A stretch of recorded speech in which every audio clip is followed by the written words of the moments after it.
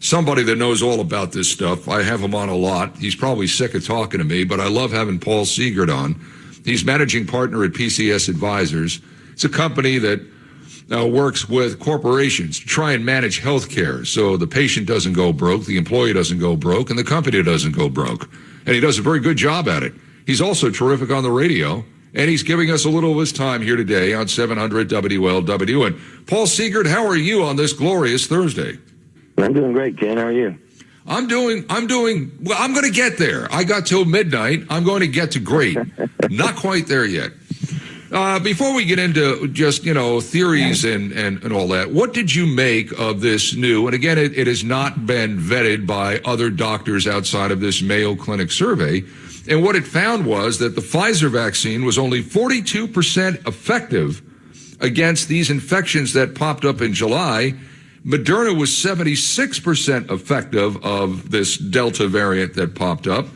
And this was a Minnesota test. It was also conducted in other states like Florida. Are we who got vaccinated all the way back in January, February, and March, are we now walking around with a battery that's dying on this thing? Well, it still is. A couple key points. It was not a small study. 75,000 people were looked at, vaccinated people. And Mayo Clinic, obviously very respected. And it still is, another thing they pointed out is it still does, they both do provide strong protection against severe illness, but not as strong against catching COVID, so breakthrough infections are more possible with them. And I think as we've discussed many times, there's a pretty big glaring hole in our conversation that we seemingly continue to miss. It must be by design. It's so consistent that we don't discuss those who have natural immunity and how are they responding to these variants. And studies are consistently showing they have a broader resistance and broader protection against these various variants that come up because of the way that they get their immunity. It's not as narrow and focused. Yeah. Well, the Biden administration and the white coats in Washington, they don't want to talk about that because they can't take credit for something like that. Because if you had the coronavirus before they took office or last year, and you did build up natural immunity, well, they can't take credit for that. What they can take credit for are the number of vaccines that are issued, and they're running woefully behind on those right now. But let's talk about the natural immunity, the antibodies. They work. We know they work. It's a simple blood test, and that's all that needs to be administered. But yet, it seems like people are reticent to talk about that. Do you think it's all political, or do you think there's something else going on here? Well, there's politics. There's also business. I mean, we've got this large fifth of our economy that essentially self-regulates. And I'm not an anti-vaxxer, but we are in the middle of an arms race. When you take a company as big as Pfizer and you increase their revenue by 60% with one drug, that's a big deal. And so there's going to be a lot of pressure in the system to get this in people's arms. And I think we're actually a little bit unique in that we're ignoring natural immunity to the degree that we are. I think we may have talked before about the UK, the fact that they track herd immunity by going out and actually blood testing the population randomly. Yeah. And they find that it's over 90%, which is why that Delta variant rose and fell so quickly. There's another variant kind of in line behind Delta that we'll talk about soon, Gamma, and there will be more after that. And the Gamma variant, they had an outbreak of this Gamma variant in a mining community, and when they looked at all the people who were infected, all of them were vaccinated. And then when they looked at the folks that had natural immunity, none of them came down with the variant. So you have to really, I hope we can start talking more about that. There's a large portion of our population that have protection.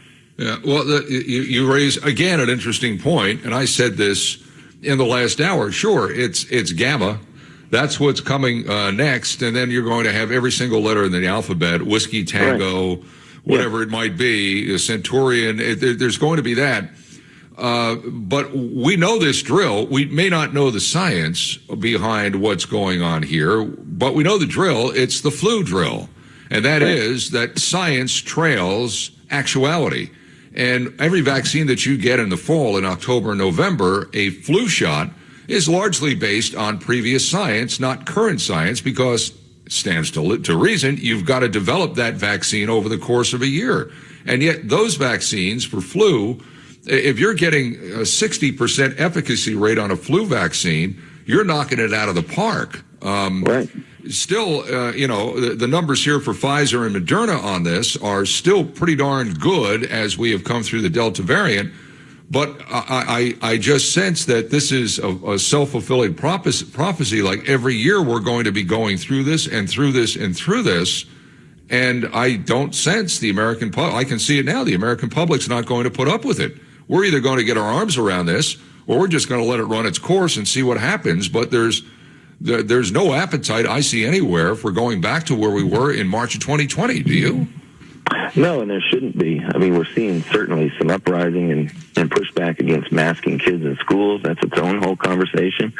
You have heads of teachers' unions that are coming out against mandating vaccines for their teachers, but telling the population that we need to mask kids because of it. I mean, they're not necessarily drawing that link, but if you had all the teachers vaccinated, would you need to mask all the kids? Right. Probably not really, according to science. Yep. And then you have all these mandates that employers are putting in, and a lot of pressure from the White House for employers to do so, all ignoring this whole conversation that we're having. There's a great lawsuit going on. A professor at George Mason University who has natural immunity, he's suing his university because they're going to make him mask and submit to multiple tests per week for COVID, despite the fact that he has been tested for antibodies. They're still there 16 months later. And they, on the flip side, if he were to have gotten a Chinese vaccine, Sinovac or none of the others, that are so much less effective than those that we have approved here, he wouldn't have to submit to that masking policy and testing, and that doesn't make scientific sense. No, it doesn't. And it doesn't make any scientific sense that if you go in for, I don't know the timeline here. Maybe you go in and you get a blood draw to see if you've got natural immunity. And if you do, then you can go 2 weeks later or a week later or how many other days later and get your COVID vaccine. That would seem to be the scientific timeline, which leads me back to the political conversation that there's no way that the Biden administration could take credit for natural immunity if it happened under Trump's watch. So that it just, again, we see that this is becoming more political than medical, and I think that's a problem. But back to this Pfizer Delta study with regard to the variant. I think the last time you and I talked, the Pfizer CEO had just said that we're going to need a booster shot, that a booster shot's going to happen sometime before the end of the year. This was on the heels of Pfizer announcing that it made $33 billion with a B, with its COVID vaccine. So if you got the Pfizer shot, it's shown to be less effective against the Delta variant. Again, in this study that has not been vetted by other doctors, but done by the Mayo Clinic Health System. Why would you get a Pfizer booster shot? And if you got the Pfizer shot initially, are you stuck with Pfizer ad infinitum, or could you go then to Moderna? I think a lot of people are going to be confused by this. Yeah, and then the science would indicate that you should get the booster with the Moderna shot. Yeah, and you would likely have stronger protection. Same thing with those who have the single shot J&J. They are going to be. It's only a matter of time before a booster is recommended for them. And likely the Moderna shot as well. Yeah, it's strange, but I think it all folds back politically. By the way, there was a story about a week ago, maybe a little longer than that. It might have been early last week, where it looked like the Delta variant might be waning in some places in the world, and whether or not the question for the United States is more patience than panic. And I'm just wondering, do you sense that, or do you think that was just something that was just something germane? I think it was to the UK. Do you sense it's waning here and that we're peaking? Where do you think this is right now? Yes, I would say we'll go through this more quickly than we did at the peak, and more quickly than we did before. And that's not a hard conclusion to reach because we have a significant portion of the population that's vaccinated, and we have many more that have natural immunity that are uncounted, but estimated. The UK, it fell 50%. New infections with the Delta variant fell 50% in a week, about a week and a half ago. And in India, they're at 10% of what they were, say, 90 days ago. And if you look at India, that's not a country that has been very successful in their vaccination campaign as compared to countries like the United States. Yeah. So how did it fall? Yeah. I mean, you can get to herd immunity through vaccines or natural immunity. Yeah. And clearly they went the route of much more natural immunity, which is a tougher route in terms of deaths and so on.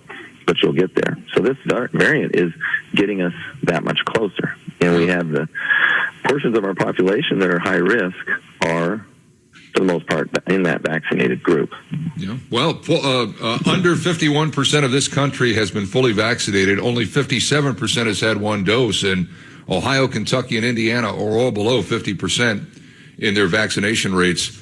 You and I have talked a lot of different reasons as to why those numbers are as low as they are, but I do think this has all hit a brick wall, both nationally and in a lot of states. And I don't know how you jump-started past there, because I think anybody who has not been vaccinated right now, they're not going to get vaccinated. It's kind of like riding out a hurricane. It may not be wise to do, but that's the decision, I think, that majority of this country, in some cases over 50%, has made. They're just going to ride out the hurricane. That's right. And some of them have natural immunity, and some of them have made the decision for other reasons. Either way, we will get to herd immunity. They're not going to stop that. No. I have a question for you. Something that's been on my mind. If the goal was simply to get the world to herd immunity as quickly as possible, knowing that this is really a global issue, Right. It doesn't stop at borders, wouldn't it make sense to go out and do like the UK and antibody test your population, and then say, okay, then we've got a glut of vaccine that we could use to potentially vaccinate some of these other parts of the world, so that this now endemic disease doesn't have we're more protected as a global population against it. Perhaps that would make sense. That'll never happen, Paul. It makes too much sense. The government doesn't want to do that. It makes too much sense. Joe Biden can't win his numbers game by doing that. But yes, that would, to me, be infinitely more of a database than anything else. And for those that don't want something injected into their system, you're extracting something out of their system, so you can then, I think, convince more of this 51%, more of this 51% that's already been fully vaccinated. That other 49 might be convinced to go out and do it, but that makes too much sense. I'm not sure that it would ever happen, and there would probably be yelling and screaming on Capitol Hill, and then that would be the end of it. But I like the idea, because it's obvious that we're in a production mode right now with this vaccine, and if we don't need it because of natural immunity, then my God, why not go to some countries whose vaccination rates are below 20%? And there's plenty of them out there, and then you could stop the global pandemic. But it makes too much sense. And that's probably why that when you keep calling the White House, Paul, they don't take your call. You call me, and I take your call, and that's why we can talk like this. I appreciate it. You stay well. We'll talk down the road. Thank you, Paul. Thanks. Have a great day. Paul Seegert, managing partner, PCS Advisors. What